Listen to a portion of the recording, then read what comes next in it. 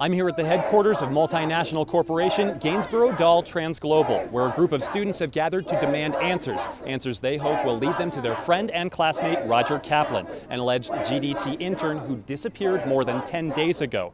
For their part, GDT claims to have no record of anyone by that name. In fact, they suggest that Kaplan may not even be a real person, but is instead a fictional character from the internet TV series The Book of Jer3miah. But as you can see behind me, Kaplan's associates believe he is a real person really missing.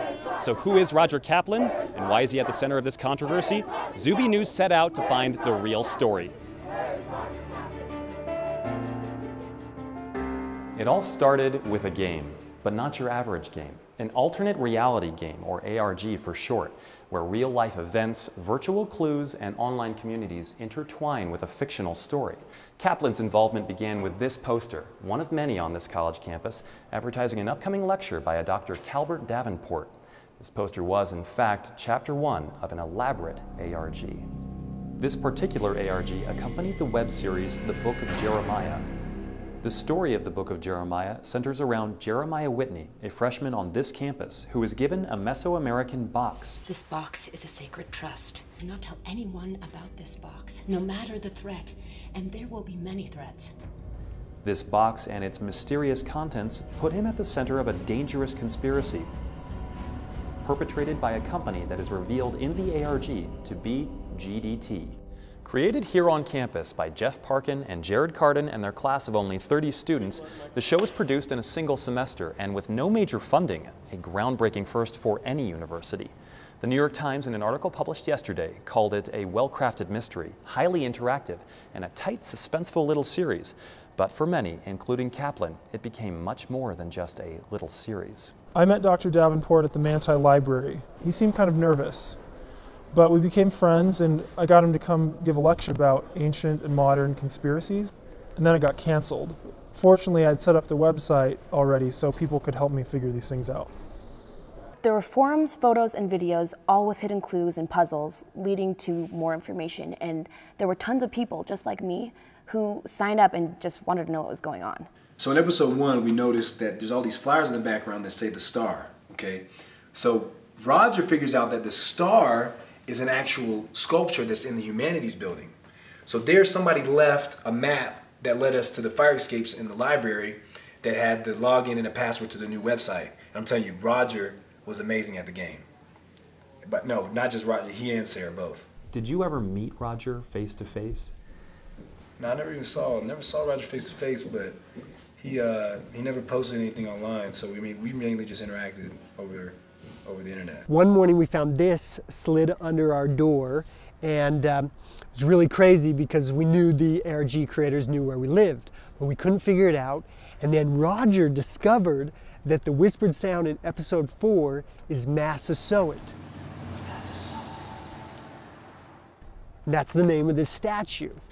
Well, we took this and saw that it matched up. That was how we found the website login. Well, one of my favorites was a clue that led us to the Deseret News archives. We had to use microfilm to find a 1975 issue here. The story is about ancient artifacts found in some caves in Manti, so when Jeremiah ended up in a cave in Manti in episode 11, it was really exciting because we knew about it first. With each new episode of the web series, the class introduced new and more challenging clues that the players of the ARG devoured and deciphered. While each new clue presented more information about the story, they also presented additional questions. The most burning among those, what is inside the box? At first, Roger and I were competing a lot. We both wanted to figure out the clues first, and we both wanted to figure out what was in the box first, but then the game started getting pretty tough, and so we started working together, and really hit it off. It was kind of cool. I never thought that I could feel so connected to somebody that I'd never met in person. When we unlocked the whistleblower video, it was so cool to see our pictures end up in the video like we were being singled out by GDT. When Roger told me that he got a paid internship with a real company called GDT, I thought he was messing with me. I mean, in the Book of Jer3miah, this evil company is kidnapping college kids and murdering their parents.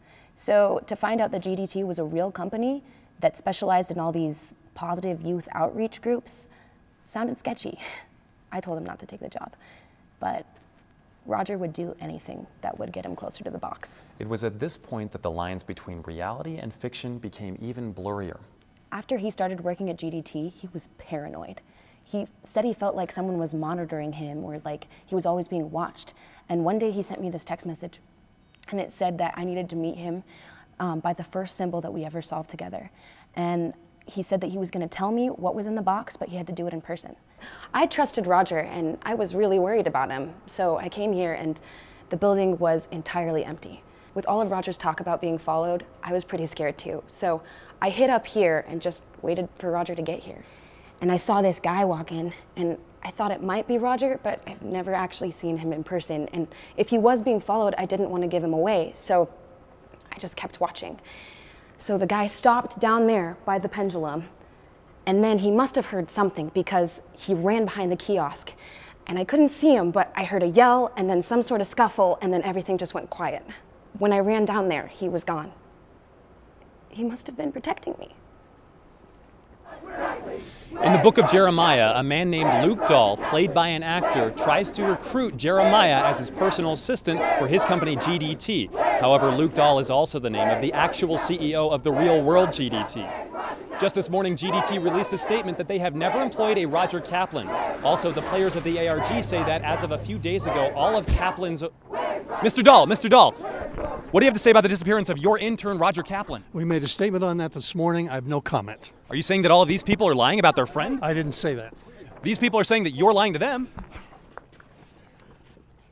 The Book of Jeremiah lied. That's slander. My lawyers are dealing with that. Thanks. Why does GDT even care about it? Is GDT the kidnapping machine the creators of the Book of Jeremiah portray it to be? Is Roger Kaplan really missing?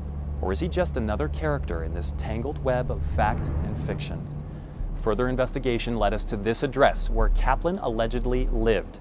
If Roger Kaplan is a real person, we intend to confront him.